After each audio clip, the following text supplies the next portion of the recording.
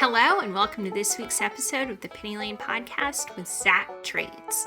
This episode is brought to you by Pennies Going in Raw, Last Bottle Wines, and Knack Bags. The stock market is hotter than ever right now, and traders are taking advantage. But what does that mean for the people who still haven't started trading? The market can be a little intimidating at first, but you don't have to be alone in the learning experience. We at the Pennies Going in Raw podcast are here to help you. I'm Dan, and with my co-host Hugh Henney, we make the stock market a fun but informative experience for our listeners. We offer knowledge for all levels of traders, from beginners to those who do it full time. On PGIR, we discuss up-to-date news about the stock market and interview other traders who all started out just like us and made it big. You'll hear from Hugh and other multi-millionaire traders, founders and CEOs of companies, FinTwit superstars, and even professional athletes. Have you ever thought about investing your hard-earned cash but don't know where to start? Do you have money just sitting in your savings account collecting dust? We were all there once too. Listen to Pennies Going in Raw on the iHeartRadio app, on Apple Podcast, or wherever you get your podcasts. Zack, hi. Welcome to the Penny Lane Podcast. How are you? Thank you. I'm great. How are you? Doing great. Ellis, hello. Hello. Yeah, I'm back from the Wuhan zone, Is this your first episode of season 3? Yeah, it's my first episode. Well, so, yeah, the schedule's booked this week. I had to reschedule a lot of stuff because, again, Wuhan zone, so I was down bad for like 4 days. So, well, welcome to season 3, Ellis. In case you weren't aware, we have a new sponsor this season. A new one. It's called Last Bottle Wines. It's very, very cool. Now, I know that you don't drink, but if your girlfriend drinks, if you ever want to get any of your friends a nice bottle of wine, we have a nice discount code, which is Penny, that you can use on these bottles of wine that are like, some of them are like 50 or 60% off on their app. So I'm jazzed about the sponsorship. I do have an Italian roommate who is a wine connoisseur. So. Hook him up. Nah, I literally just wrote it down on my notepad. Last Bottle I'm Wines. Gonna text it after this. Legitimately, I reached out to them to sponsor us because all my mom friends were so into the app, and like we're building wine collections, and it's wine mom friends, or they know it's best. It sounds like mom activities right there. Yeah. My fridge is filled with Coors Light right now and some like a half bottle of tequila and Jack Daniels. So that's the difference between a 25-year-old and a mom. Yeah,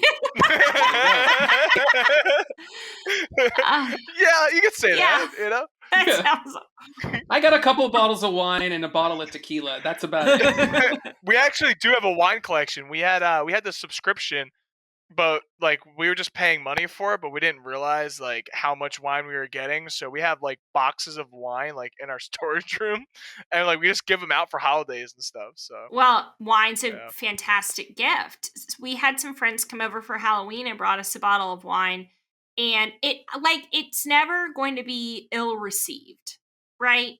No, it's a great present, and like Justin is now. I've gotten them a customer for life, and Justin, he's texting me all of his orders and like all of his discounts and all. He's Mr. Wine Snob. So anyway, he's gonna be like Kevin O'Leary. Exactly. Anyway, usually we talk about Last Bottle at the end of the episode, but since it's your first season, first episode, we had to really lead off with that. Absolutely, that's awesome. Yeah. We're making waves. I told you. Zack, so we're in the 3rd week of January. What do you think about the market? Is it a typical January for you? Well, full disclosure. It's probably my crap. Now is it my 2nd or my 3rd January? I think it's only my 2nd January. Let's backpedal this. When did you start?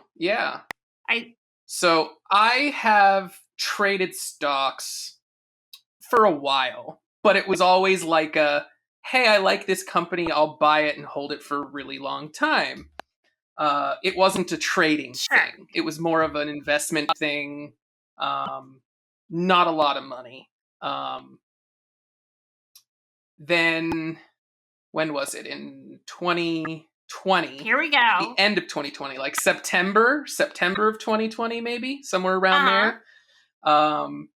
I was a Robinhood kid and decided to dabble in options, and without repeating the same story that like literally every one of your podcast guests have, I got hooked, and much to my father-in-law's delight, because he's told me for the last, I don't know, 10 years that he thinks that I would be great at options and that I would love options, and lo and behold, I do.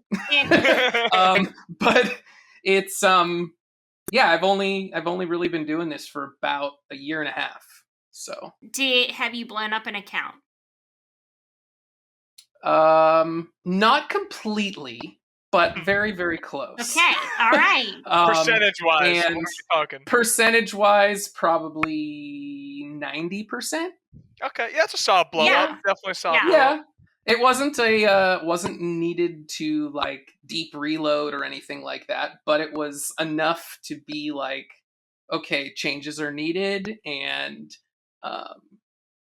systems are needed, and all the usual stuff that people go through when that happens. So yeah, the realization, the humbling reality of going, oh, I shouldn't full port stuff that expires the next day. Whoops. It actually wasn't even that for me. It was like I'd have a day where I'd make a couple of hundred, and then I'd have a day where I would lose 3 times that. Sure. Okay. And it was those big red days that were always my problem. Okay. It wasn't the green days, it wasn't having green days, it was avoiding blow up days where maybe I got cocky, or maybe I had a bad play, or maybe I had a losing trade early that psychologically I was like, I gotta make it back, and then Yeah. Classic. Yeah. Literally, boom. There's something that I've then seen circulated around on Twitter that I always really like, and I'm gonna botch this, but it's like ways to be a successful trader, and it's like big green days, small green days, small red days, big red days, and if you can eliminate the big red days, then you can like have longevity in the game or whatever. And I always was like seeing that, like, no kidding, like, of course, it's pretty obvious. And then now I am at a place in my journey where I'm like, no, like we gotta stop the big losses, because I would, I'd string together like 5 or 6 nice green days of $200 and then lose 4,000 and be like, just like that. That all that work just it's gone. So anyway, so that's basically what happened with mine. Yeah. And it was big. I don't remember if it was 2 weeks ago episode. There was one of the episodes you were talking about that type of thing, and you had mentioned now I'm blanking what it was. Anyway, let's move on. I forgot. Wait. Is it? I've got a couple of these. Was it the one about there are old traders and there are bold traders, but there are no old bold traders? I like to get that in whenever there's an opportunity. I did like that, but no, it wasn't that. Wait, so you listen to the podcast? Have you told me that you listen? I do. Okay, how often are you listening? I've listened to pretty much every episode. Oh, damn. So he's a fan. Let's go. I am a fan too. Oh, okay. I like podcasts in my old age because when you live in Los Angeles, there is a lot of traffic, and music, sometimes you're just not in the mood to listen to music, and so I like to listen to podcasts, and never really I know they're your sponsor, but never really got into Pennies Going in Raw. They're a little too young for me. I can't it's a little too much energy for me. And I just like to listen to other people's takes on the market and or stocks and options and even crypto sometimes. Not so much, but every now and again, So I really enjoy the podcast because I can just like cruise the traffic, turn my brain off, and just like listen, like have a conversation, but just not be a part of it. Oh. Not talk, but Well, listen. thank you so much. So for me, it really works. I feel like we don't often have people on who know the podcast. So this is thrilling. Hey, yeah. Very thrilling. Are there any episodes in particular that you have found useful in your trading journey? I have actually. So I can't remember his name anymore, but he was one of the other guys more my age. He was the fib guy. Was big into the fibs. Yes. Impressive emu. Yes. So I even hit you up on Twitter so that I could reach out to him directly. Yes. And I really am a big fan of the way he uses fibs. I messed with it myself. I kind of incorporated it into my strategy. And then ironically enough, I think it was the 2 weeks ago, the episode on the strat, I listened to like last Wednesday or Thursday. And I don't know if you saw on Twitter, but I decided after listening to that episode, I'm like, all right, screw it. I see too many people on Twitter that are doing it and having success with it. I was like, I'm just going to check it out and see. Yeah. And it's safe to say I'm obsessed. Okay. I am a big fan. I'm very, very happy that I decided to look at it. It has opened my eyes in a way. Like I already kind of had a really good idea of like reading candles and looking at price action and volume, how it relates to candles and all those things. But when you incorporate like the strat in the way that you have the 1, 2, and 3 bars, I was watching price action. Like I was watching futures last night, and then I was trading a little bit this morning, and it almost felt like I was like Neo in the Matrix, where it was like, oh my god, I know exactly what's going to happen now, and then boom, it would happen. And it was just this crazy feeling where it's like, I'm cool to swear, right? Mm-hmm. Okay, it was like, holy shit, this is just too perfect. It just fits my brain. It's like there's this, like you've talked to people before where you're like, you have to find your system. And it was like, when I started diving into this and seeing how it worked and watching it and looking at some examples, it really hit home. And so I'm fairly certain that this is something that's actually going to stick in my day-to-day trading. And I can honestly say, if it wasn't for your episode about it, I probably wouldn't have jumped in and taken a look at it. So there you go. So let's kick the can down the road. Like 4 years from now, you're a millionaire. You just from using the strat, we could say that the Penny Lane podcast changed your life forever. I mean, I'm just going to put that out in the universe. We'll just it's fair enough. I mean, if it is the strat that makes me a millionaire by trading, it's the Penny. I'd have to become a sponsor of the podcast. Absolutely. There you go. Absolutely. With something. Something. That was our next question. Yeah. It's not me. It's Young Sosa, of course, who brought the strat on the podcast. So really, we would be thanking him. But like, yes. So we'll give a shout out on Twitter when we're rich and driving Lambos. Sure. It's fun. There you go. Yeah, guys. Have you looked into it at all since that episode? No. However, Young Sosa has like sent me some charts and stuff to show me, and I'm super intrigued. I told you before we got on here, I have this huge art thing coming up that I've been super focused on. Yeah. And also I've been trying to watch like an hour and a half of options education on YouTube every night before I go to bed, because it's time that I know something intelligent about options. So I've like made You've been crushing it though. Well, I see you on Twitter. I mean, Yeah, you're trading less and making more. I've seen. Hey, I always watch Michelle. See me, like I trade with stupid size and sometimes get mega wrecked. Like last week, I got mega wrecked a little bit, but we always make it back, you know. Yeah, So I'm not. I hadn't made it all the money I lost in penny stocks back, but I was talking to Shark earlier today, or actually it was last week, and I was like, Shark, I think I'm curling. yeah, Like I think what my happens. And then you're trading gonna go into career a is period of, curling.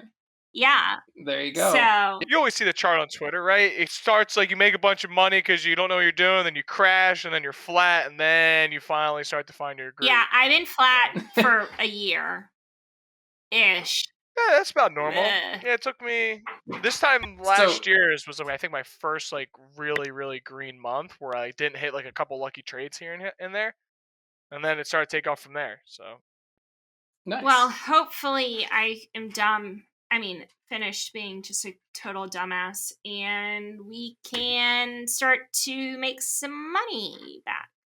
There you go. Lambos, woo! It's funny that you bring up FinTwit though, because this morning one of the plays that I played, I was fading FinTwit. It's one of my favorite things to do. When I see too many people talking about a stock, I almost always put it on my chart because I want to go the opposite direction. So it's the Furu Killer.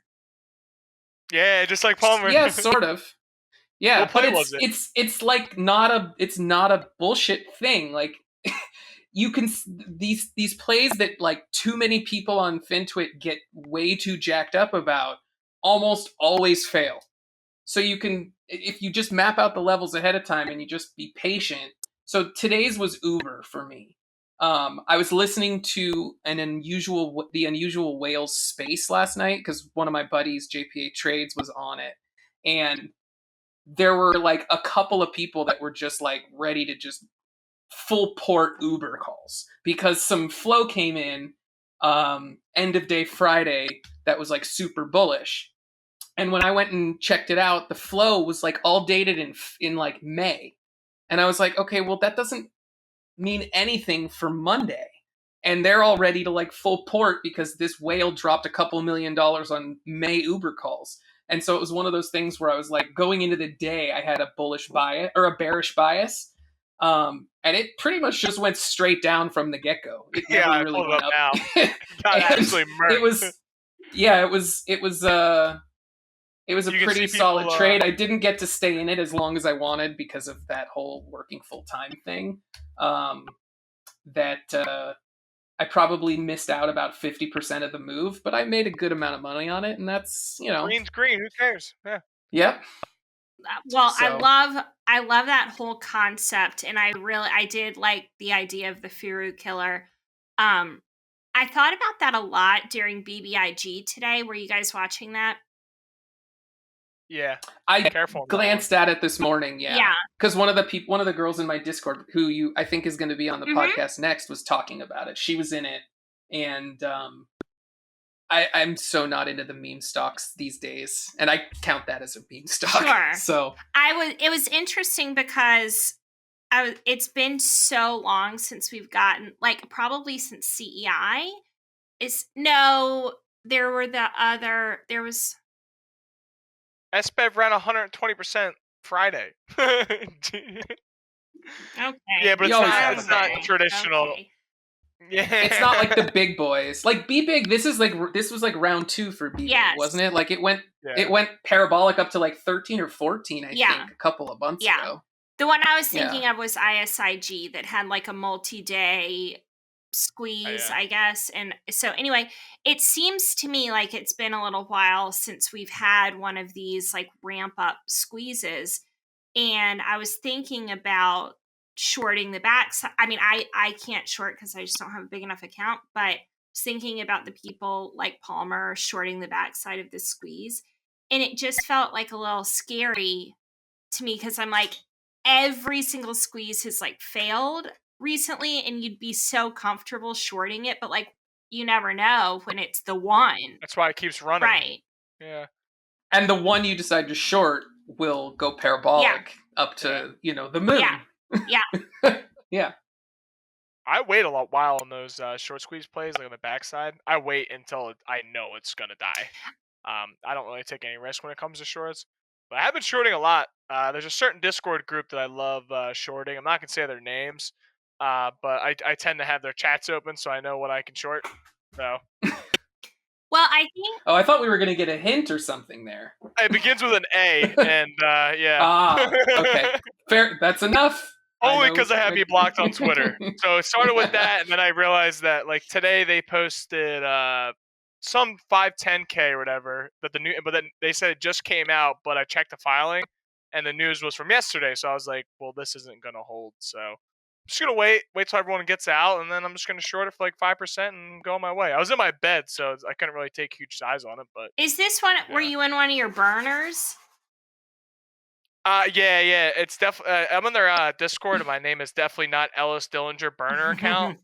Because my main one got banned. But You and your burners. Yeah, you just my got- lord.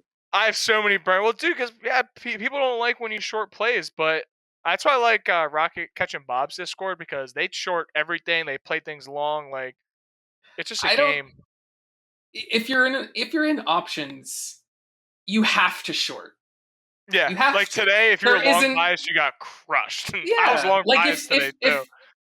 if you're like a perma bull and you have a day like today, it's damn near impossible to make any money. Yeah. I mean, you have to be willing to play both ways. And it's like it's almost no different. I feel like the biggest difference is that the down days are a little harder to trade, because the momentum is faster, the action is faster, the reversals are faster. So like you have to be move willing a lot to quicker too. They do, but they also reverse a lot quicker too. Yeah, one bounce and your option goes to 0, and you're like, dude, you it's hit down that like level. 10% today.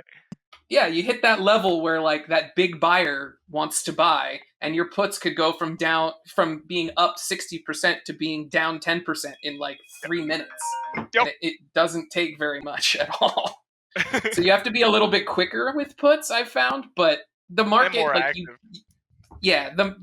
you asked me earlier if this is a January like normal, and I would say that this is a market that's less normal. In so much as I've gotten more into the habit of trimming more aggressively, more quickly, because gains aren't holding. So yeah, I agree. You pass a level and it starts to run, and you're like, yeah, it's gonna totally hit my next level, and then it just drops out, and you go from 100% on your contracts to like 20%. You're like, like you're still up, but it hurts you like in your soul. Exactly. It's also But the VIX is so high too.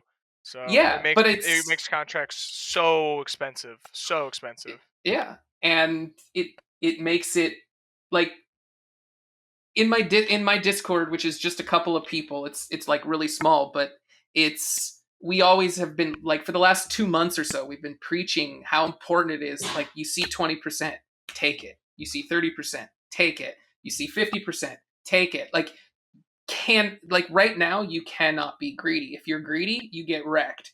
That's it.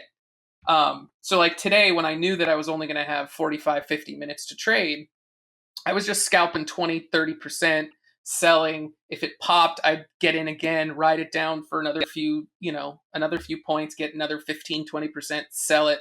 And just, that's been my MO this year so far, has just been quick in and out, take 20% here, take 15% there. On days that are like crazy, stupid chop, I'll size down. I'll go with just like 1 or 2 contracts and just scalp 10%, 15 times instead of buying more contracts and holding it for a longer period of time.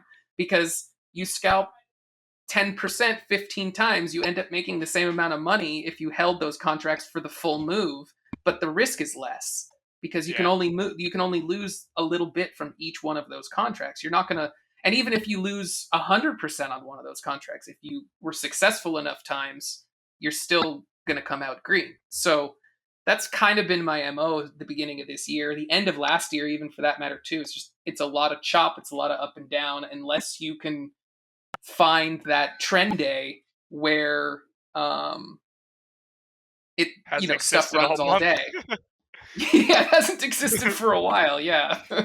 Even in small So- caps, like I've been taking like 3-4%, like up or down, and then just going on my way. And once I'm green, if it's like lunchtime, I take the rest of the day off. It's not worth it because you get violent moves now, like very, very Yeah. violent. Oh yeah, there's been a ton in the last couple weeks of like, well, my time it's 11, so it's like what 12 to 1 Eastern, where the whole market just flushes or just runs like crazy.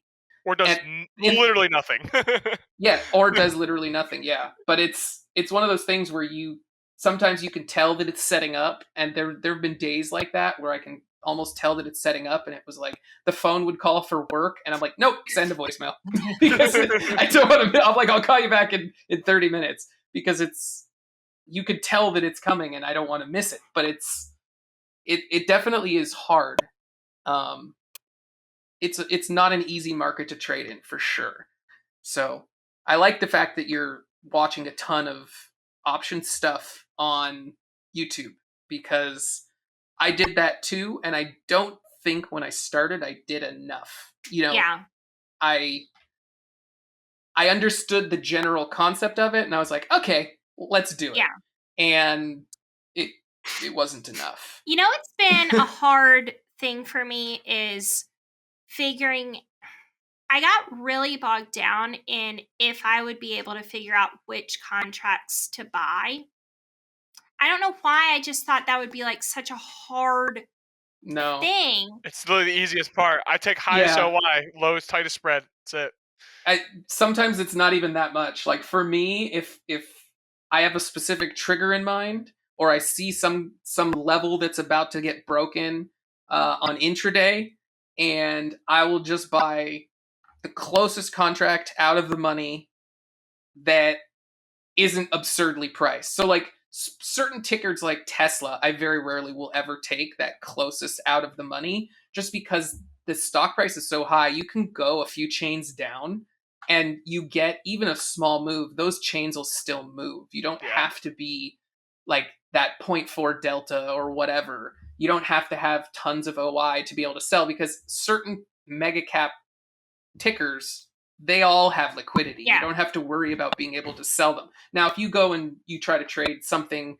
that has like lower volume, like I've had issues trading tickers like D-Dog, which I love because when they move, they move. But I got wrecked on that once because I tried to sell and the bid ask was like a stupid spread. It was like almost $1 spread. And it was like, well, I'm not going to eat that difference. So I'm going to just keep trying for like a mid or something closer to the ask. And then by the time it finally got to the point where I was like, screw it, I'm selling at market because I need to get something back because it was just cratering. If I had just sold at the bid, I would have been better off. Irrational exuberance? When it comes to killer wine at drastically low prices, 30 to 70% off retail and free shipping. we live for that here at Last Bottle Wines. Whether you went long or short on GameStop, you'll need a glass of something terrifically tasty. And we've got the goods. Last Bottle is a daily wine site based in Napa, California. One wine every day. At Black Swan event prices. Usually 30 to 70% off. Until poof, it's gone. Whether you're a pound-the-table type, think ultra crisp, quaffable Sauvignon Blanc, or a dividend aristocrat, Burgundy, or Napa Cab, there simply is no better place to buy wine on the web. and they always have free shipping. Last Bottle has a deal just for Penny Lane listeners. Use promo code PENNY That's PENNY. to save 10% off your next order with Last Bottle. The code is good for one order and one order only, and it expires March 11th, 2022. So head over to lastbottlewines.com today. That's lastbottlewines.com. So I have, just for like simplicity's sake, without really knowing what I was doing, was just buying like at the money calls. And then when I would get my 20% or whatever I wanted to get, I would just market sell out. And it was like, it was working. But I was like, well, I don't really know if that's like the right contract or if I should not be market selling or what, all of this stuff. And the more of the options videos I'm watching, the more it's like, no, that is like, it's given me it's not giving me a new strategy. It's just giving me confidence that like I can do that. And like, You can, the tighter the spreads, the safer it is to do that. There are some tickers, though, sometimes that have not super tight spreads. They may be 15, 20 cents apart. But when you have, a handful of contracts, it still can be a significant, could add up to $100 difference or something. There are times like PayPal one time, the spread was like 15 or 20 cents on those contracts. And I like to try to sell at the peak of a big move up as it approaches a level rather than like when it starts to stall out, because a lot of times you can slap the ask on the sell and it'll fill like that. Yep. And you can make more money, and the dummy who market bought those contracts is now hoping it goes back up. he's open or he or she is in their position. They're down 20% before they even had it in their account. Yeah. Yep. And so there are times that I'll market sell, there's times that I'll market buy, but there's also times where I'll say, screw it, I'm going to shoot for the top end of the ask or over the ask. If something's really moving, let's say the contract is up to, you bought it at $1 and it's up to $2.50 and you're like, I'm ready to get the heck out of Dodge, and it's at $2.40, I'll throw a $2.45 or a $2.50 up there and see if it gets bought. And more often than not, it does, because if it's moving, people are slapping the market buy. And if you put something over, they'll end up buying it. Trade like an algo. Yeah. Well, I used to set my sells for market open or market close, like the last 10 minutes, because there's a good chance you get a really big move and all that IV just comes in and jacks the price up. So that's what I used to do, especially on overnights. Yeah, overnights, that's a thing I love to do. So like if I bought something, again, if I bought it at $1 and let's say it closed at like $1.30 and it's up slightly in pre-market, I'll set a limit sell for like $2. Yep. Which is way over what I expected to open. But if you get that first like 1 to 2 minute, green up, yep, that like he said, the IV could spike and then boom, it triggers and it sells, and you're like, sweet, and then immediately it'll come back down. So like if you don't sell your whole position, you went from selling at 2 to shit, now I'm back to 1 or something. Yeah. But at least you got some sucker to buy it for 2. Yeah. Such a bad way to look at it, but it's true. That's the market. Yeah. You're selling, someone else is buying. So if they're willing to, like, you go to the grocery store and all of a sudden an apple costs $10, are you going to buy it? No. But if somebody's willing to buy an apple you just bought for $1 for 10, you're never going to say no. Exactly. So such a dark way to look at the world sometimes. Yeah, well, comes with age. Just wait. Oh, yeah. I mean, I'm already, no, I'd say I'm pretty positive outlooking. I mean, I did just say that Yeah. I do short a certain Discord, but I mean, it's just good opportunities, Hey, man. I short FinTwit, so there you go. Yeah, always got to fade. I like to do that, especially on like the weekends. Like when everyone's pumping up, like on Sunday, it's like, yo, this is going to run, it's going to the moon. Like I know by market open, like it'll gap up 50%, sure, pre-market at 4 a.m. because the 4 a.m. boys will just slap it up. It's coming back down though. Yeah, more than likely. I mean, Microsoft was a good example of that today. I mean, that was the Activision stuff, but it was like that shot up in the morning. It gapped down, but then like the Activision news came out, it started to run. It ran for like the first 45 minutes and then went straight down the rest of the day. So it was a perfect example of for some reason everybody jumping on Microsoft. Everyone hates Microsoft right now. I think it's because I don't think they hate Microsoft. I don't think they hate Microsoft. I think they hate PayPal. Yeah, I think that they hate PayPal for that Snap. Was it Snap or Pins? It was Pins. Yeah. The failed Pins thing. Oh my god. PayPal hasn't had like a green week since that fell through. It's just they pissed somebody off royally with that deal falling through. Oh god. Good old Pins. I gotta look up PayPal really fast because now I'm thinking about PayPal looks like garbage. I have it up. Oh my god, yeah, it was. I did have PayPal 5-to-1 leverage though, and luckily I got on one green day and I sold out of it. I changed my location on Twitter to Spy 500, and it's people really have a problem with it. So I think it. When do you remember how long ago that Pins news came out where it failed? I want to say it was like end of last year, October. Yeah. Literally straight down. I mean, I'm looking at the weekly chart right now, God. and it's like it was 270-ish, and today the low is 174, and that's in I think we lost you. 3 months. Oh. You did? No, Or it's fine. you're You good, cut you're out back. for like 1 second. Oh. So, $100 down in 3 months since that news, since that failed merger. It's really bad. Well, that's what I'm afraid with Microsoft. When I saw that news this morning, I'm like, oh no, they're the next PayPal, and I love Microsoft. That was my first thought. I don't think Microsoft's going anywhere. From somebody who works in the IT industry Hey, we have to talk about that. You work full time, right? I do. Yes, I have my own business. I do freelance IT, and I basically just drive all over the city, and I do a lot of work remotely, especially now with COVID and stuff. Being in a city with 13 million people or something, it's a big city. A lot of people don't realize how big LA really is. It's different than like a New York because it's so spread out. Like, it could literally take me over an hour with no traffic to drive from like one end of the city to the other end of the city. Like, there's some states that you could almost drive through in an hour. And when COVID hit, it helped my trading, or get into trading more, I should say, because I was working from home remotely a lot more. But back to Microsoft really quick. They are so infused in the DNA of every small business in this country. Small businesses can't run without their products, and they're moving everything to subscription-based stuff. So long term, I'm still mega bull on Microsoft at the moment. Okay. I don't know.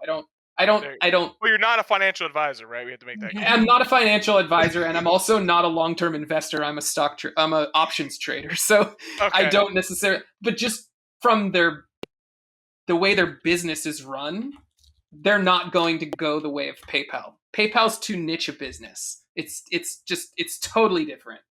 And Pinterest is garbage anyway. It's probably better for them that they didn't. Whoa, why don't you like Pinterest? You don't like arts and crafts? Blaine loves arts and crafts. She's talking to an artist. Crafts? I don't do crafts, Ellis. I don't know.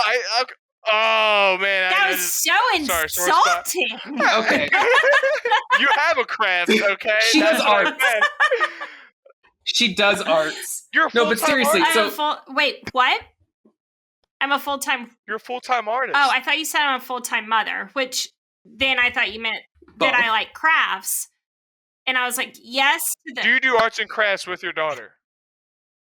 No, but I do take, I know. I do take both my children to my studio and just let them do, like, they do, like. That counts. I have, like, obviously the highest grade paints and brushes and paper, and everything is like the finest quality. And I just let them do whatever they want. Like, they'll take a $30 piece of paper and go at it. And I'm like, do what you got to do. So I like very much encourage their artistic passion, but like sitting down and gluing popsicle sticks together makes me just nauseous. So I can't. That's my wife's job. I always give my wife those jobs. Like, I'm more into like the engineering and the building stuff. Engineering, yeah. But it's there it is. That's how my brain generally works. I like to build things. I like to put things together. Like when my son gets Legos, he's not quite at the age where he puts them together himself completely because his fingers will start to hurt from trying to push the pieces together. So, but I actually enjoy putting together you're like Legos, dad job. Exactly. So you do what you can. You do what you're good at. Right. My wife is better at arts and crafts, so she gets that stuff. Yeah. So there's no paper mache at the Penny Lane household? I just can't. Or like I don't blame gluing you. little like things or like making little necklaces. I cannot. During COVID, I thought when COVID first hit, I was like, this is my chance to be the mother I've always thought I would be, and we did some banana bread. And I mean, I tried to make something out of a milk jug and we made it 3 days. And then I was like, can't do it. My big COVID thing where I was trying to do some of the similar stuff with my kid is I found roller coaster videos on YouTube. Oh yeah. And then I would put them in a laundry basket And then like when you'd be going up the thing, and I'd be like and shaking the basket, so he felt like he was going up the. And then when he would go down, I would tip it forward, and he would be like, ah! And that was like my COVID dad moment. I thought that was like that's thing the to do. best dad moment I think we've That's had wonderful. on the Paley podcast. Yeah. Like, there you go. I would like to ride a roller coaster that way. You're safe, right? Yeah, I want my son to pick me up. Yeah. He has fallen out of the laundry basket once or twice, so Oh. We don't. As long as you don't tell the Daddy wife, runs it never a happened. mean. He runs a mean roller coaster. Listen, Dad. How do you do the loop-de-loops is my question. You just kind of go up and down really fast. Okay. Yeah. If you didn't pick him up and put him over your head, like, No, he didn't. No, he's too big for that already. So, I'm just thinking like you in your living room. living in LA, who is the Yep. biggest celebrity you've ever seen IRL? Funny that you bring that up because it probably was Adam Sandler. Ooh. And I'm saying funny because you're a big fan of Happy Gilmore. That's my friend. I've seen a handful of celebrities. What's the guy's name from Everybody Loves Raymond? Brad, the brother, the big brother with the deep voice. Yeah. I don't know. He used to come when I was still in college. I was working at a Coffee Bean, and he used to come in at almost every morning and buy coffee for like a bunch of high school kids and take it to them. It was like his little shtick. And so as somebody who lives on the East Coast, you probably know the city that I grew up in. I grew up in Calabasas. So make songs about it's become a very different city than when I grew up there. Because I grew up there in like the 90s. It wasn't what it is today. Now it's like with the Kardashians and what's the doofus YouTube star who lives in Calabasas and Logan Paul. Yes, Right? that guy. Yeah. But it's become like this celebrity thing. But I'm also trying to think. Blaine, you'd probably remember his name. He's the singer. He was in Wayne's World at the end. He always has like the face makeup, the face paint makeup. I saw him. I was out to brunch one day, and he was sitting next to us. And like the whole time I was sitting there, I was like, I know that guy. Who is that guy? And then it finally clicked because I remembered him in Wayne's World. It was one of those weird things. I haven't seen Wayne's World. Let me see if I can figure it out. 30 years or something. So yeah, it's been a long time. But... Hey, I met a celebrity before. Adam Sandler filmed his new movie out in front of my house. My house is in his movie. So look at this connection we're making. You guys are both friends with Adam Sandler. Yeah, he's actually my boy. I actually give him my stock picks every morning. Oh, yeah. Yeah, I'm like, BBIG, dude, all in. Dude, you want to make a quick meal? I got you, bro. You just got to tweet it for me. I've heard he's really nice. Yeah. He is. He was actually... So my wife and I used to go to this this little cafe in Malibu on the weekends for breakfast before we had a kid. And there was like this little beach, this little stretch of beach where there was like literally houses on the sand on stilts. Like the stilts were in the sand, and then the houses like sat up, 20 feet from sea level. And there was this great road that you could walk behind, and you'd have like these beautiful houses like on the beach in Malibu, and the weather was obviously always amazing. And there was one day we were walking down this road, just the two of us talking, whatever, and Adam Sandler and his kids were out having a lemonade stand on this road in his garage. And so it was like the funniest thing, just walking, minding your own business, and there's Adam Sandler with his kids selling lemonade. So Alice Cooper. Okay. That's who it was. All right. I'm glad I didn't guess, because I would have guessed wrong, and then people would have held that against me. So good, great to know. Alice Cooper. Yes. Yeah. He looked like he was writing songs too. He had like his yellow notepad. Yeah. Yeah, I listen to like EDM and like SoundCloud rappers, so. Yeah, I have no idea what that is. Alice is very young. No, yes. I'm 25. I'm about to turn 26 here soon. I gotta get my own health insurance, Again. I'm about 8 months away from being 40, so... Wow. A little different. Yeah. We were talking before the podcast. I thought he was like 20 and in college still because of his buddy Kess. So for some reason, I thought they were college buddies. I get that a lot too, because Yeah. I grew up with the internet. I was a major internet nerd as a kid. So I know the lingos and stuff. And because I Okay. work in IT, I'm still very into tech, and I'm still into. And so I feel like the way that I tend to type on the internet gives a very different interpretation of my age Mhm. than Okay. how I am in real life. So, What was your AIM name? that's a good question. I had a few. Okay. Forgot your password, right? Oh, for sure. Thank God for 1Password, by the way. If you don't use it, you have to get it. But that's my plug, because I use that like 1,000 times a day now. 1Password. AIM. Probably my name. It was boring. I don't even remember. Like, my friends all had like really cool ones, and I was always like that idiot who had their name. I don't know. It was. What about your Xbox Live I- gamer tag or something like that? I had Denial was one of the ones that I used to use as a gamer tag. Okay. Like with the capital D and the capital L at the end to try to be like, oh, cool. Nice. Did you have like X's Yeah. on the side too?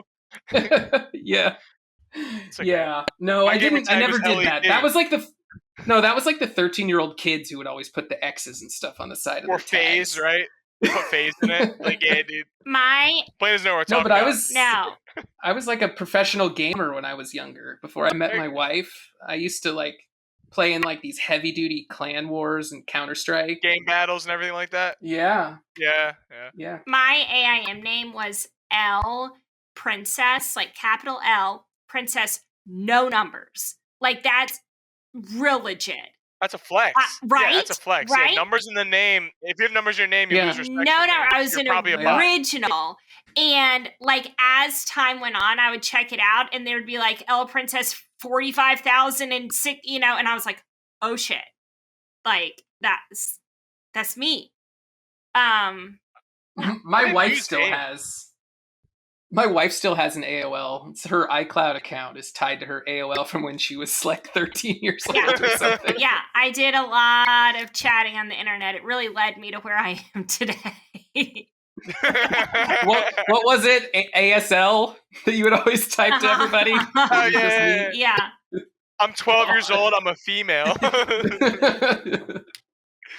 Probably Rhyme more with Chris often than Hansen. not, it was dudes who were pretending to be girls. Sure. But, you know. I I mean, I'm a guy that pretends to be a girl on the internet. Like, what's wrong with that? so many people, Ellis, have DM'd me like, hey, I gotta ask you a question. Yeah, what's up? Ellis really a girl. So I get guys that hit on me in my DMs, bro. It's like, yeah, you gotta relax. They don't even know what you look like and they're hitting on you. Oh, I tweeted out the OnlyFans link, like, for as like a joke for like, hey, like, guys, if you're looking for unemployment applications, go to this website. I had like 50 bots going to my DMs, like, hey, baby girl, like, do you want me to promote it on this site? And I'm like, hey, like, are you even real? Like, because you guys DM me really, really fast. And like, I'm just like messing with them because it's like a slow day to market. I'm like, I'm a guy. I'm like, don't worry, baby, we got you. And I'm like, oh god, I stuck myself in a dark hole here. I mean, sometimes. Yeah, that's a rabbit hole. Sometimes, things like that happen on the internet, and I'm glad. I do sell my socks though to other men. So. What? But, no, I'm kidding. Oh. I'm kidding. That was a You weird both joke. I stopped don't it. think. We never heard about that before. Like, there's girls that like went to my college who like sell like their gym shorts and their socks to like weird creepy dudes on the internet. Ew. God. Did you hear about this girl who was selling her farts in a jar? Yeah, that was. Yep. Like, that's like peak selling nasty shit to people online. And then she's like, Dude, there's a lot. she's like in the hospital now or something bad. That's the way. She was. Yeah. Hey, get that bag, She changed girl. her diet. She changed her diet. Now she's selling, to circle back to the markets and market related things, now she's selling farts in a jar as NFTs. Nice. Did you see that? Nice. Like legitimate MFTs of picture of like little cartoons of her holding like a fart jar. It's just, Guys, I can't. I blame LA for this. I've okay? chosen the wrong path in life. There's just easier ways to make money than me. Like literally, Yeah. I stared at Lucid for 6 hours today. I could have chosen easier God. ways. Hey, you know, Did I Lucid looked up do for anything today? Not really. Yeah. You look at it and No, you're it's just like, gonna stay in this oh, range. what an obvious puts day. I had puts all day, choppy, just so No. choppy, so choppy, You can't do Yep. anything with so choppy. Yeah, Well, the it's because gap they're down. pricing in that. The thing they're tomorrow. pricing in that. Yeah, and no one's gonna Tomorrow actually is do going to be a nothing. good day for Lucid. I don't think it's gonna do anything, to be honest with you. I think it's just gonna stay in this It's- range, and then once everyone gets tired of getting chopped up, they're gonna run it. They're gonna run it to 60. That's probably valid. I think it could also go the other way because I read something about some big Saudi money apparently owns a lot of the locked up shares. Yeah. But again, They're up Twitter a is lot. super bearish, so that means I'm gonna go with a bullish bias. That's literally how I. All it means is if Twitter is bear, it just means it's going to dip and then it's going to get all the bag holders and puts and then Yup. it's going to shoot back up. Or like you said, it could just chop viciously. Like 40 to 43 to 40 to 43, just up and down. Just kill everybody. My thesis was if it could break 40 with force, then it could go to like 38 or something. And like, Yeah. That kind of did happen. It just took all. It was so boring, but I was really. Yeah, you got that one move to the 20 MA, and then it consolidated there, popped a little bit to VWAP, and then just came back down. I also sold for a loss because I took puts this morning, sold for a loss, then took puts again when it couldn't hold 41, and then ended up selling those at 40 for like. I made $1. I made $1 trading Lucid. Yeah, but I gotta say, whoever gave you those levels, where if you try them out yourself, that's the same exact levels I have on my chart. Oh, so. I do my own levels. You do your own levels? Yeah. Oh, whoa, Yeah, okay. yeah. You gotta do your that's own exactly levels. what I had too. Yeah. Yeah, I used to try to use like people's like watch list. Like after we did the Coach Dipka, I used to check out their watch list. I do hang out in their Discord. I am a stalker. Just because I like to kind of hop around different like voice chats in the morning, just to kind of see what everyone's looking at, kind of feel for the market. So I've been hanging out in Nate's Discord a lot, and then I've been hanging out in Kane Capital, just kind of chilling. Yeah, those guys are cool. So.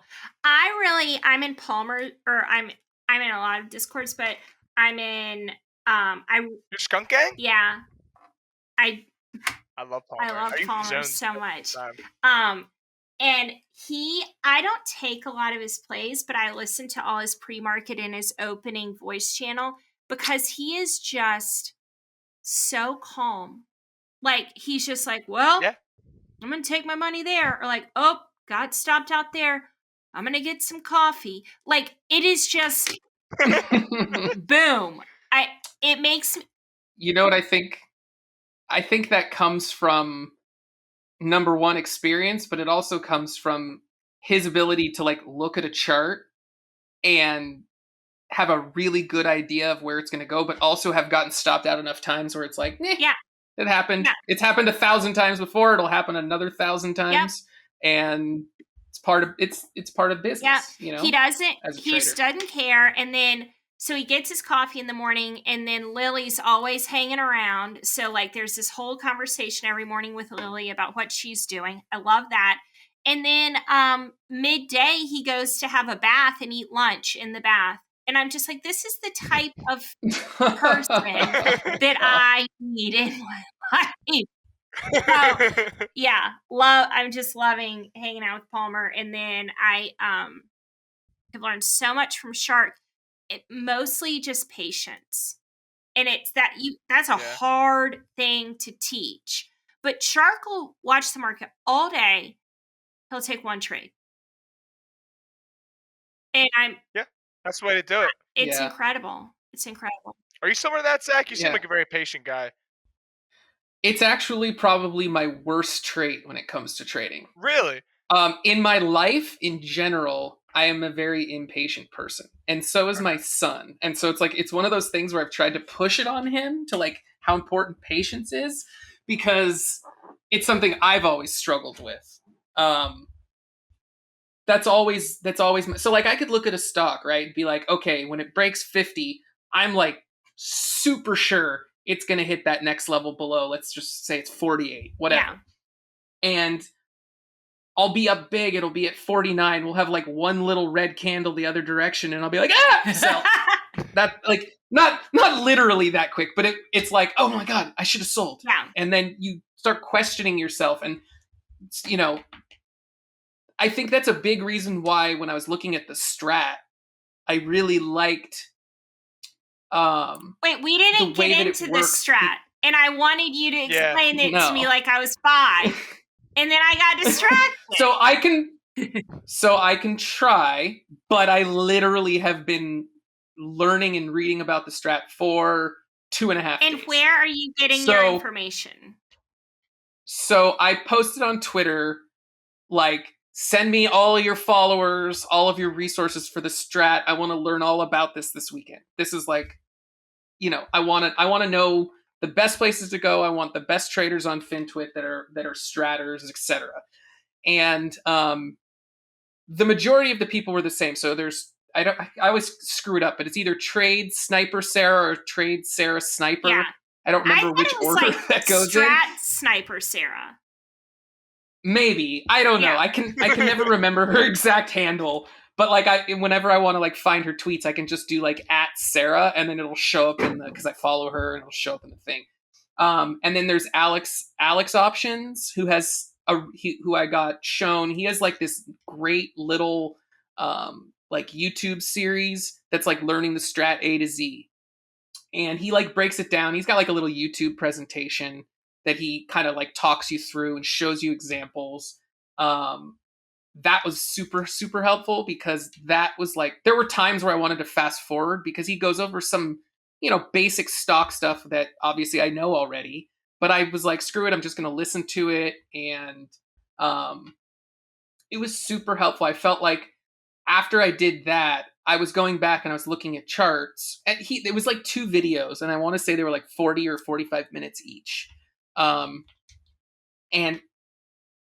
already knowing enough about the stock market, it wasn't like, oh my god, this is crazy complicated and I need to spend hours and hours and hours. It was, you already have a basic understanding for the market, then it's not a difficult process to learn. It's basically based on 3 different candle types. You have your normal bar, you have your inside bar, and you have your outside bar. And it's how those different kinds of bars interact with each other.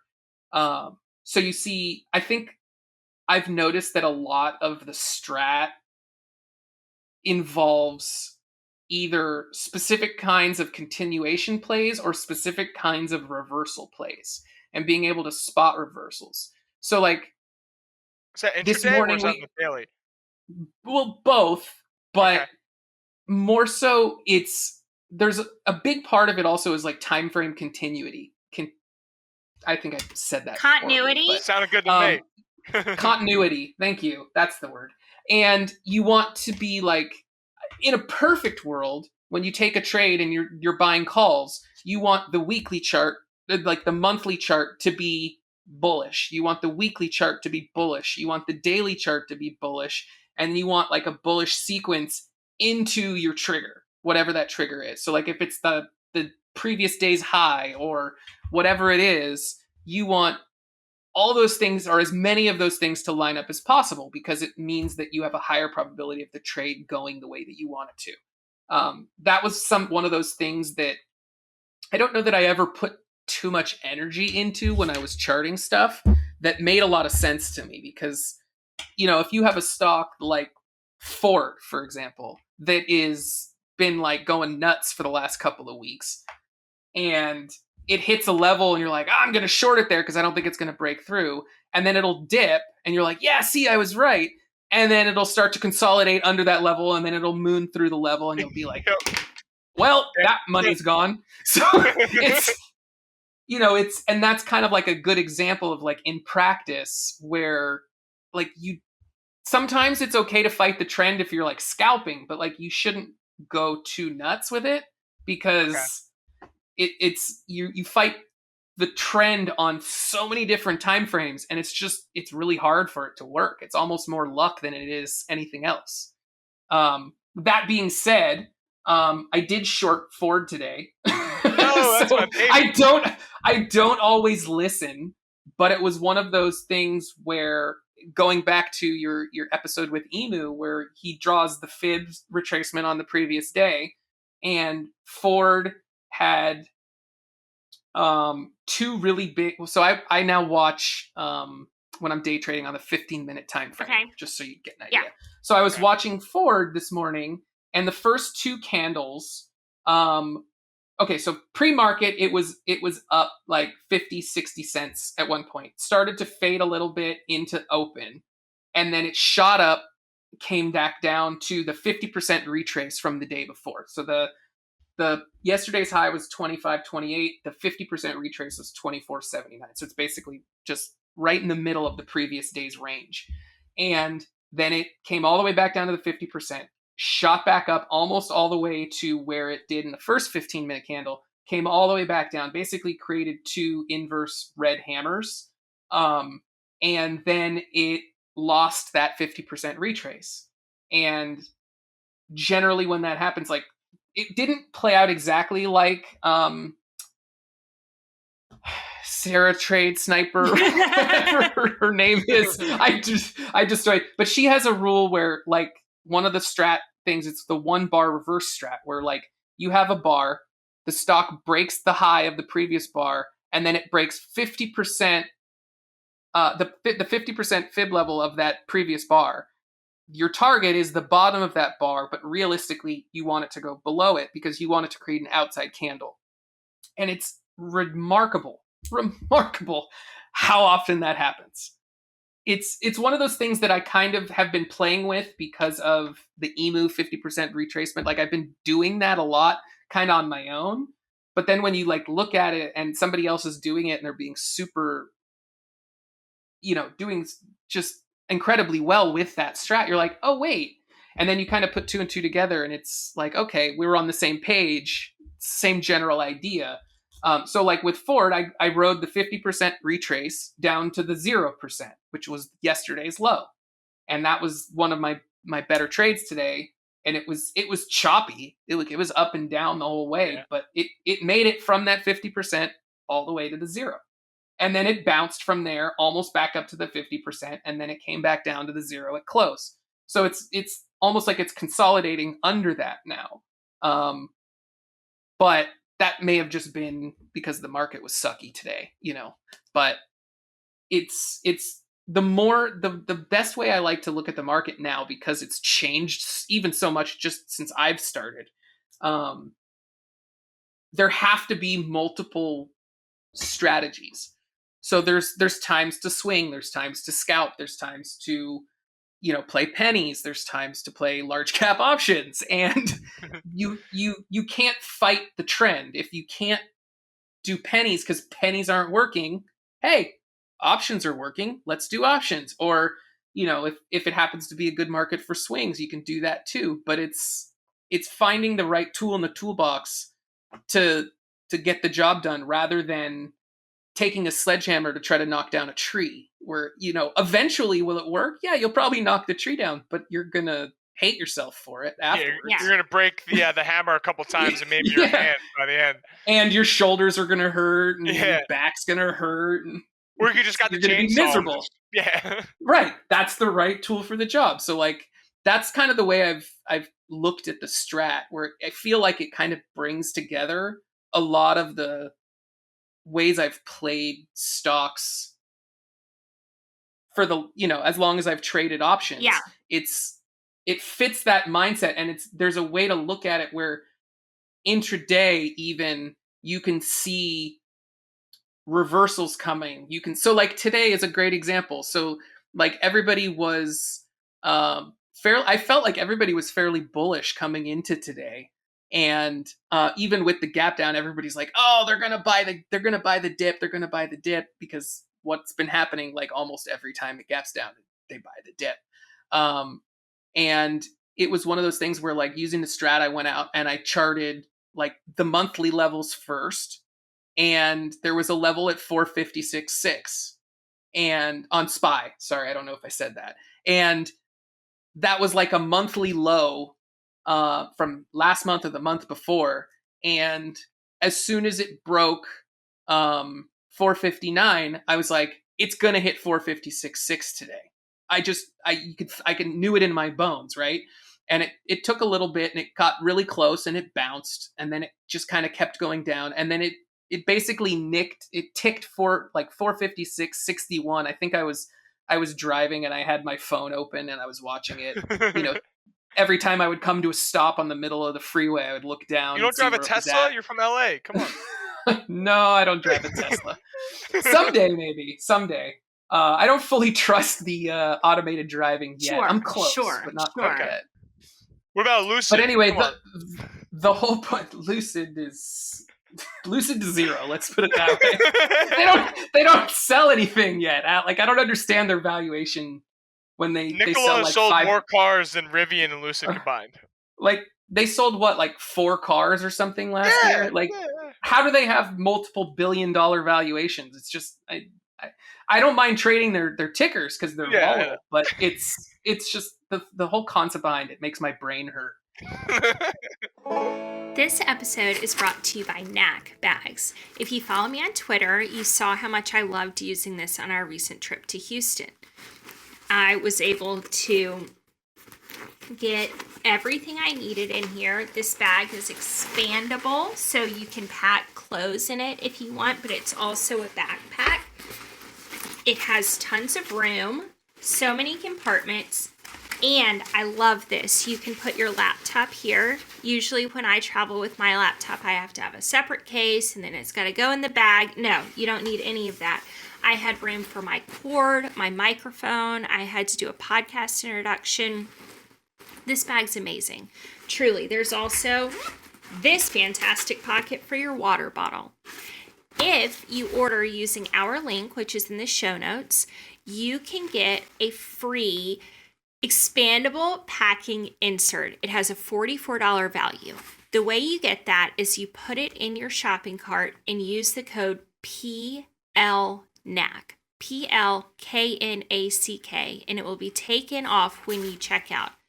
I'm so happy about our sponsors and that we have great sponsors, and I believe in the products. I'm going to use this every time I travel now and need to take my laptop. It did a fantastic job, and the colors are beautiful. The design is sleek.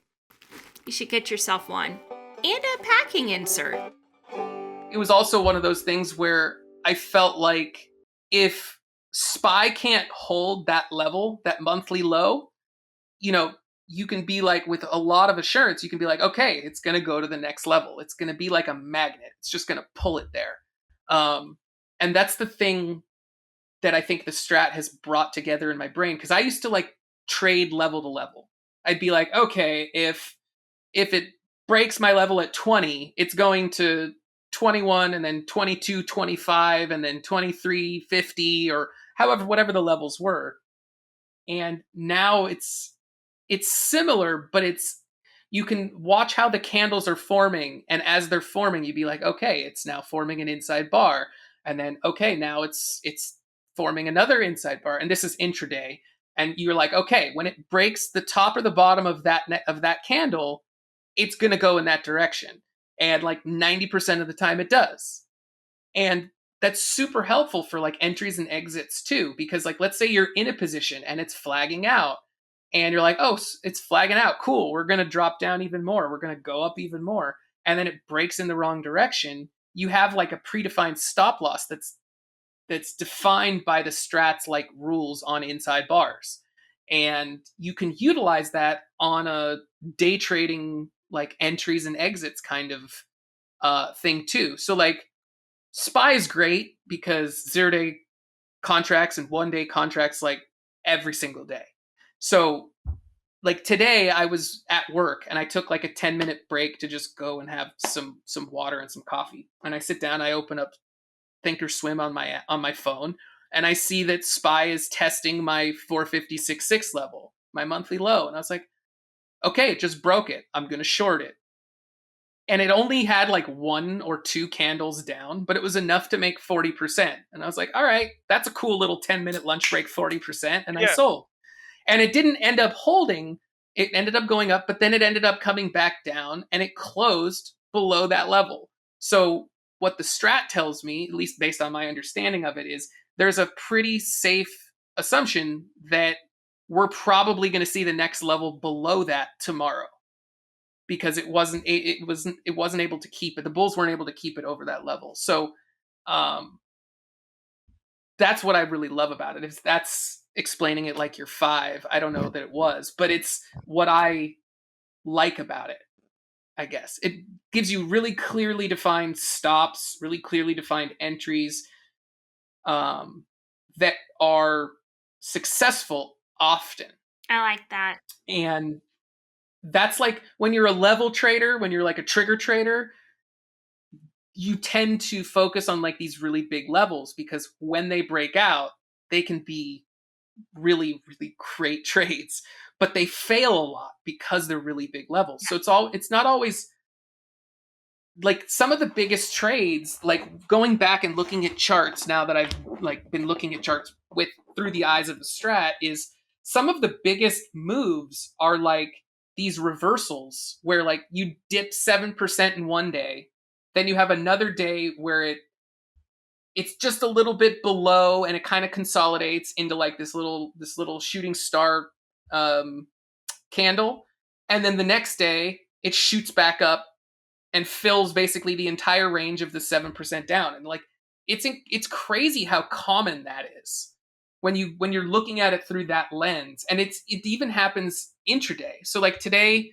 I was looking at, I think it was SPY, and you look at it on different time frames with the strat too, and it gives you a different perspective. So at one point I was looking at it on the 15-minute, and it looked kind of like a V-shaped recovery. But when you look at it on like the 30-minute, it looked like that 212 reversal, where you had that big down candle for 30 minutes, you had that shooting star for 30 minutes, and then it basically recovered. If you look at the middle of the day in SPY today, that's what I'm talking about.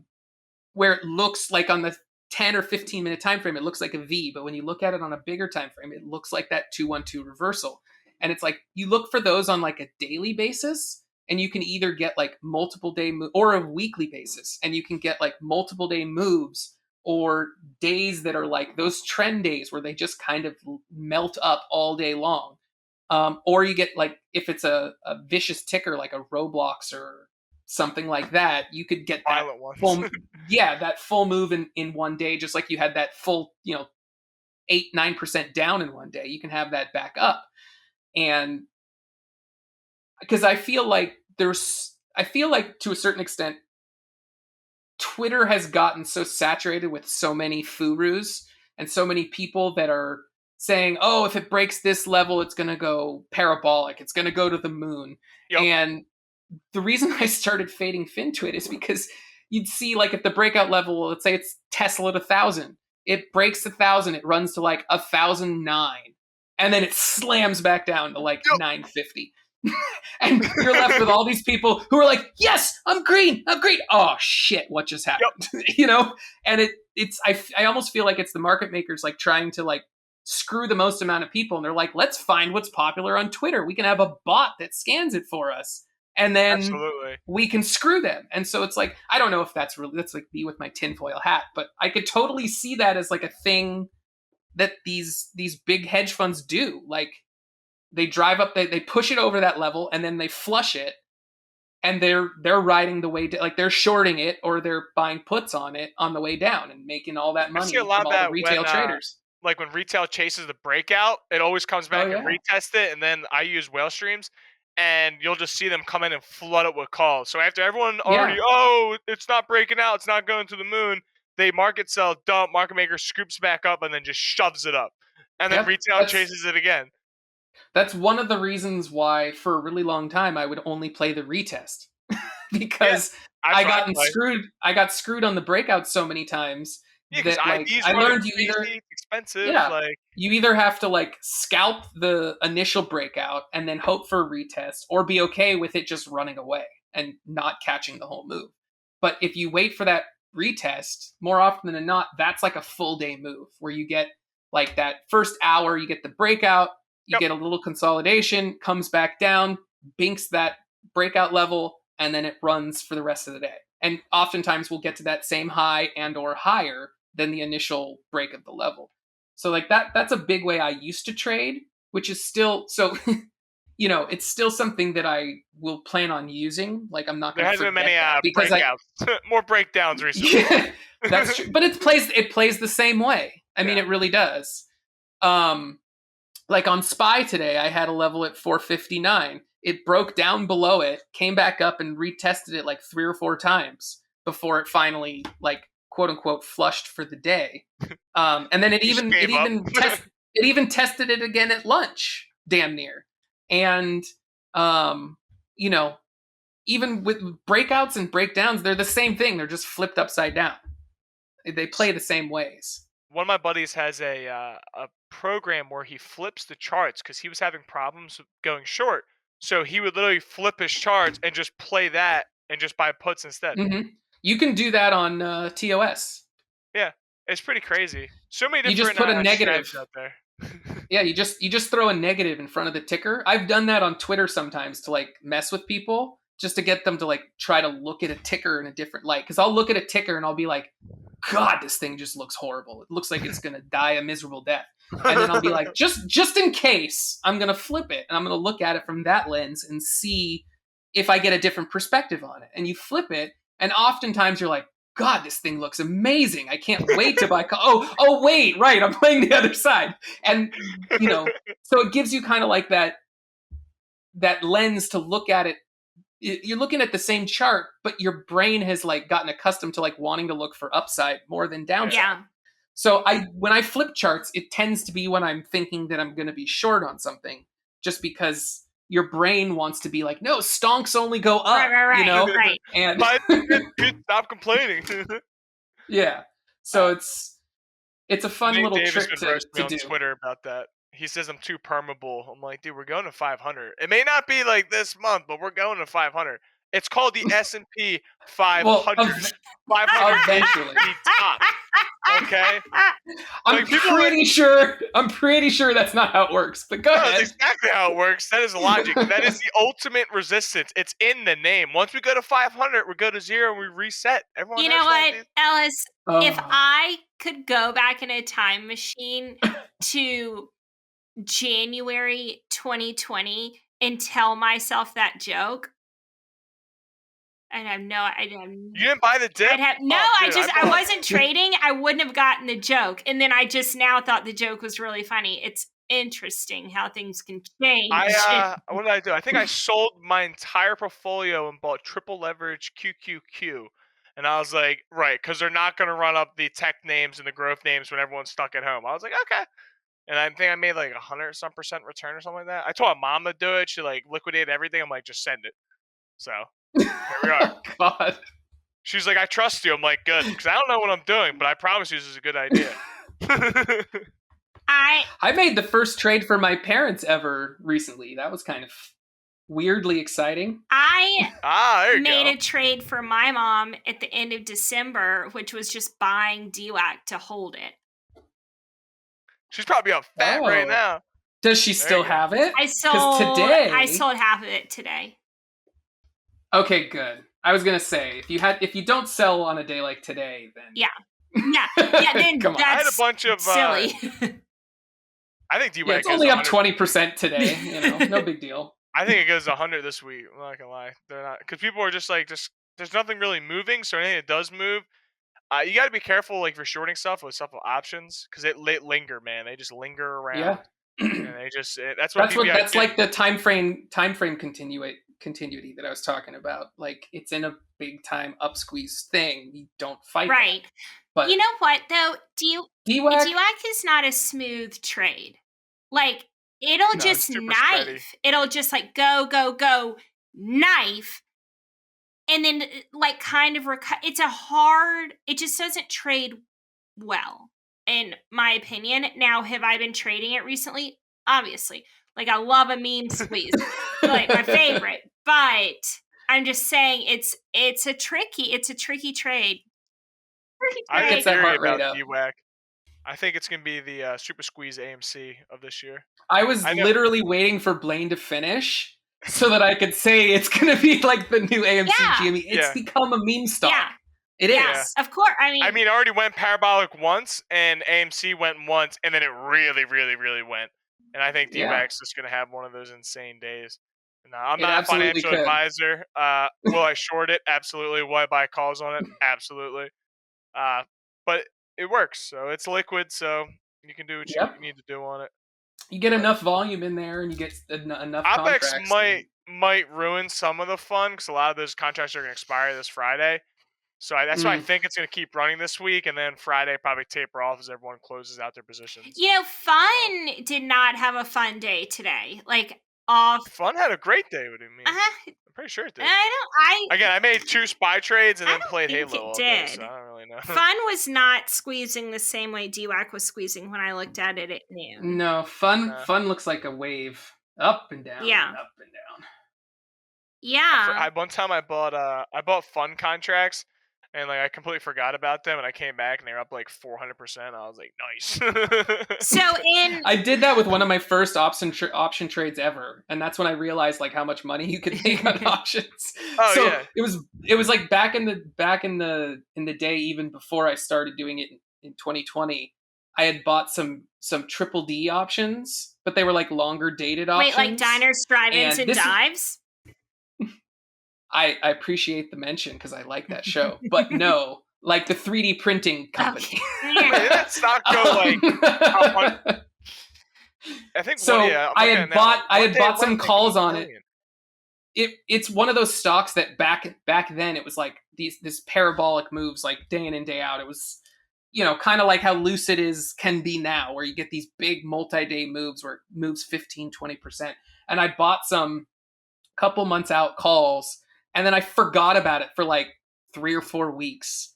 And the stock ran like 20% or 25% in those 3 weeks. And when I went back to check on it, I was up like, I don't know, a couple $1,000%. I didn't have a huge position in it, but they were up so much. They were so deep in the money. I was like, mouth to the floor. Holy crap, how did this happen? Sell.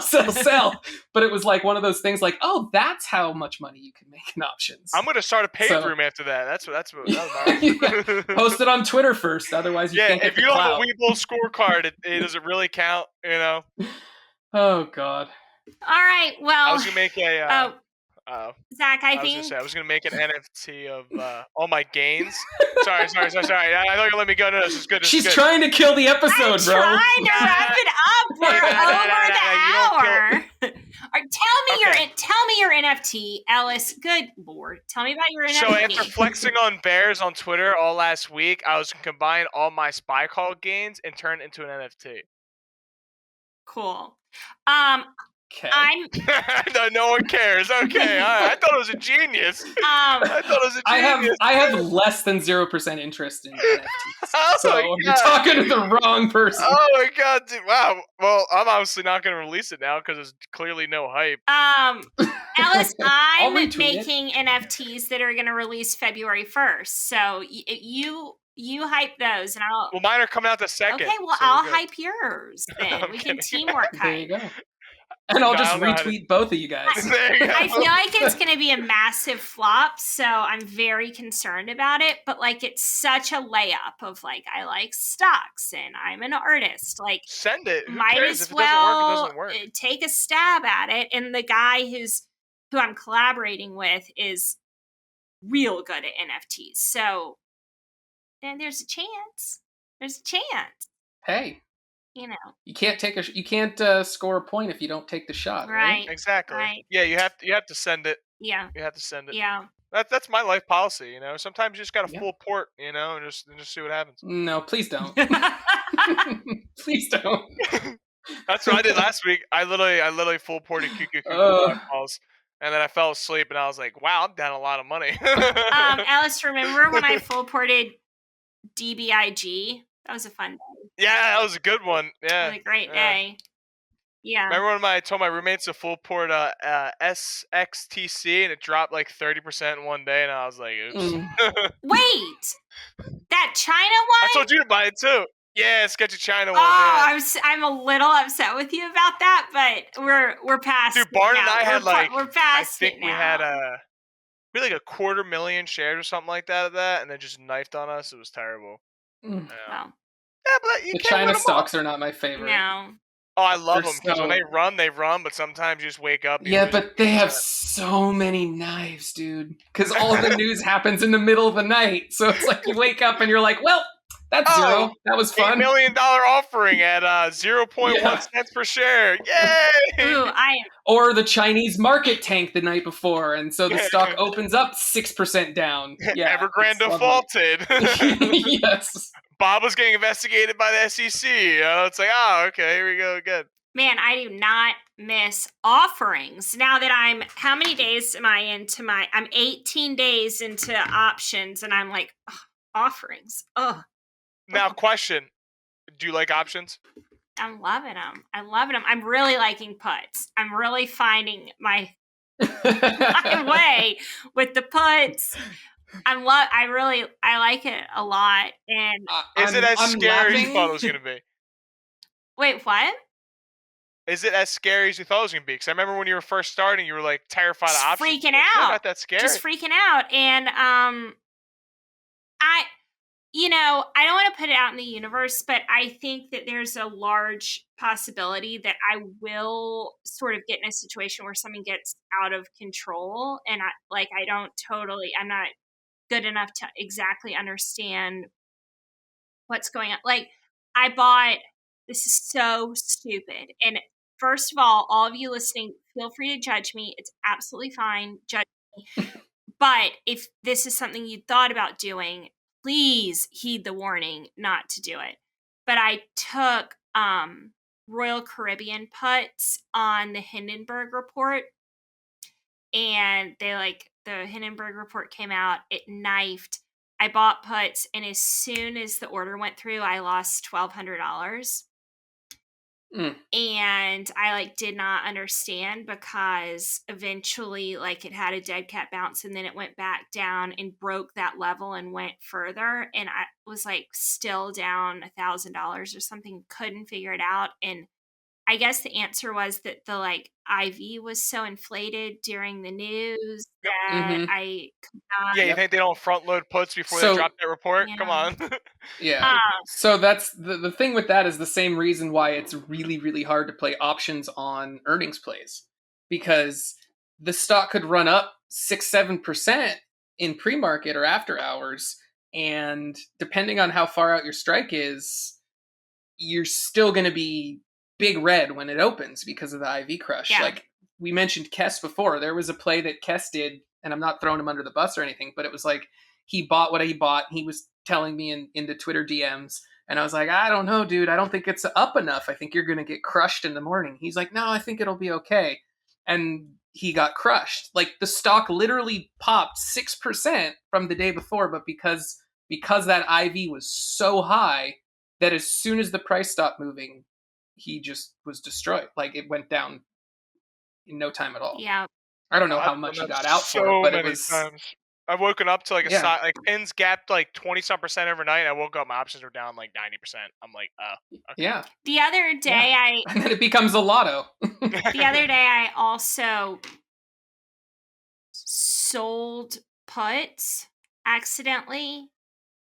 Do you guys know what I'm talking about? Maybe I said that wrong. Yeah. Yeah. And the stock was tanking, and I was just getting redder and redder, and was I don't. And you're like, what is understand. happening? And then I couldn't in my brain admit that there was a problem. I'm watching it knife after knife, and I'm down $50, $100, $200, and I was like, I don't understand. And obviously, if something like that is happening, just close the trade. But I was like, it is knifing. I was right.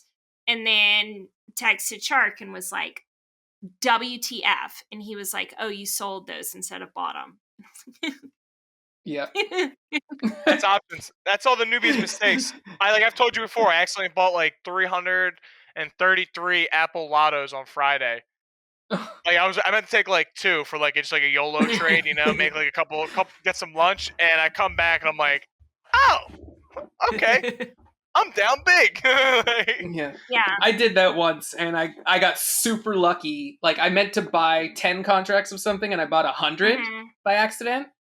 And as soon as I flipped to my positions tab, and I was like, how am I up that much already? And then I looked at how many contracts I had, and I went, oh my God, and like immediately sold Yeah. like 95 of them Yeah. and just let the 5 rest run. And it worked out because I happened to get that like good entry where it just spiked enough, but it was scary. Like you have to really, like that's the thing with options, because they're so volatile, you have to really pay attention to what you put in there, or you could get in a lot of bad shape. That I was so fearful that just like by being new and not understanding and it being very complicated, that I would make a mistake that would be like career ending or something. And I'm still, like I was saying, that I still think that could like possibly happen, but I am such a careful trader that all I can do is just trust myself to, like, if I get in one of those situations, like be aware enough to just close out, or like hopefully that doesn't happen, but that could happen just playing penny It will stocks happen. too, or that's just like part of. Don't tell me I'm going to get in a play that's going to end my career. No, I don't mean that. I mean, you're going to get into a place where you have to just close it and walk away. Right. That's what I mean. Right. Like, where you realize that, like, you're revenge trading and that you're like, what am I doing? Why did I even enter that trade? And, like, that's happened to me a couple of times, and I'm just like, okay, and I sell everything. Yeah. Literally everything. And then I close TOS and I walk away. Right. It'll happen. We're human. We're emotional. That it happens. Yeah. Well, one of the benefits, I think, is that since options are new to me, I am like really sticking to these rules that I wrote, because like in pennies, I knew them so well that I'd be like, oh, I can just do this and I can do this and I can do this. And there were like no constraints. And I would always be like, well, I've never gotten in a place where I can't make some of this back. And then I'd be down 500 and then be down 3,000 by just being like, I can make it back or whatever. But at least with options, I'm like, we're going to stick to these rules, but we can't go outside them, because I just don't feel that like confidence yet. You're not comfortable. Yeah. And it's been But you could also thing. Like, that's the difference between commons and options too. Like, options can go the wrong way, and like you said, it can go back the other direction, and you have to get a bigger move the other direction to compensate for the move down against you. Yeah. So like if the stock goes down, if your option goes down 50%, I think you have to get like 75% of the move up or something to break even. So it's just it's not the same. So you have to be more careful with options. Yeah. Yeah, you can't buy the dip down the VWAP and sell it on every pop. So Hey, that rhymed. Well, all right, there you go. I mean, I really do hope for me, for all the listeners, for everyone on FinTwit, I hope that I can stop screwing things up and just losing money, because I feel like I'm bringing the vibe down for everybody. Hopefully the options thing goes okay and I can start making some Penny, we're gonna have Lambos in like 3 months, dude. Why are you bugging? Come on. Yeah, just keep full porting. There you go. Dude. You'll either be on the street or you'll have a Lambo. Well, one a of the two. Lambo on the street. You'll live in a Lambo. I've just been feeling so much pressure. I feel like all of these people are like, get it together, Blaine. And I hope I am. It takes a while. Yeah, I would it like to does. see those people trolling in the comments and we look at their returns last year. Yeah, I mean, there's big fin Twitters that I've seen have gotten asked how long did it take till you were like consistently profitable, and a lot of them was like 2, 3, 4, 5, 7, lots of years. Yeah. And it's, a lot of people jump into options and they have like a good month and then they're like, oh, this is easy. And then it will humble you and you have to really quickly. Probably Yeah, the next and month. I think that a big part of my the reason I've been big into options is I used to play a lot of poker when I was young. Oh, there's a And strong correlation poker is like there. Yeah. So I used to play No Limit Hold'em and Pot Limit Omaha. Both are like the definition of rug pulls, because you could be in like all your money with like as a 95% favorite, and then that person hits that one card and poof, it's all gone. Yep. So it's like you have that like mentality in your brain anytime you're doing something that's a similar type of thing. And stocks to a certain extent is that that when that rug pull comes, it doesn't hit quite the same because you've experienced it in a different form before. Yeah. But it rug pulls are a lot easier to happen in options because you get like that one big like news thing that comes out, and if you're on the wrong side of it, that's why it's really, it's why it's, just to kind of wrap this up, I think it's really important, like position sizing, especially if you're concerned. You have to be, when you enter a trade, like if you have a $25,000 PDT account or whatever, and you enter a play, you have to be willing in options for that to go to zero. If you're not okay, like let's say you enter a trade and you're like, okay, I'm going to put $1,000 on this trade. If you're not okay with that going to zero, it's too much. If you say, okay, well, what about 500? Are you okay with that going to zero?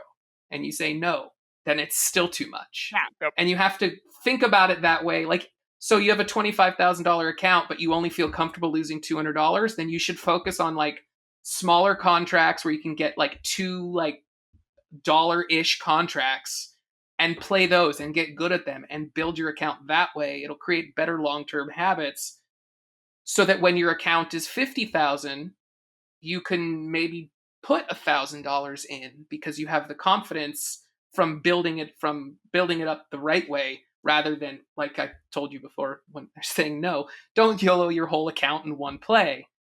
Because you're not, especially with options, you're not willing to have that go to zero. Yeah. Now oftentimes you can get out before it goes to zero, but like my mentality is you have to be okay with it going to zero. Yeah. Otherwise it's too much money. Yeah. I just recently had a real light bulb moment of, I was fine to do $500 per play like that.